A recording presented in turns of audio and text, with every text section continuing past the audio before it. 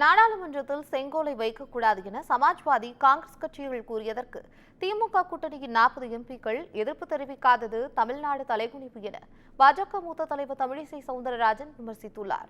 இதுகுறித்து அவர் வெளியிட்டுள்ள வீடியோவை தற்போது பார்க்கலாம். வணக்கம். தமிழர்கள் நாம் அனைவரும் நமது செங்கோல் பாராளுமன்றத்தை அலங்கரிக்கிறது என மகிழ்ச்சியோடு இருந்து கொண்டிருக்கின்ற காலகட்டத்தில் சமாஜ்வாதி கட்சியை சார்ந்தவர்கள் அதை எடுக்க வேண்டும், அதை நீக்க வேண்டும் என்று சொல்கிறார்கள்.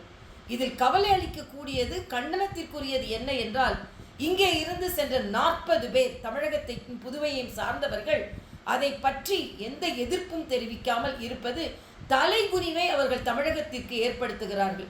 செங்கோல் என்பது நல்லாட்சியின் ஒரு குறியீடு. தமிழக மன்னர்கள் எல்லாம் நல்லாட்சி செய்தார்கள் என்பதைத்தான் செங்கோல் உணர்த்துகிறது.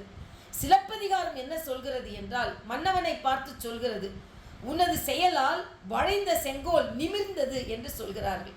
ஆக அப்படி என்றால் நல்லாட்சி, நேர்மை, நீதி, பாகுபாடின்மை இவற்றின் குறியீடுதான் செங்கோல். அதனால்தான் நம் பாரத பிரதமர் அதை எடுத்து பாராளுமன்றத்தில் சிவனடியார்களை வைத்து அங்கே பூஜித்து அதை நிறுவி இருக்கிறார்.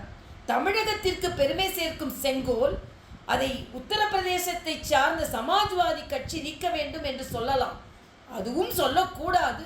ஆனால் அருமை தெரியாமல் இருக்கலாம். ஆனால் இங்கே திராவிட முன்னேற்ற கழகம் காங்கிரஸை சார்ந்தவர்கள் இதன் அருமை தெரியாமல் இருப்பது கண்டனத்திற்குரியது.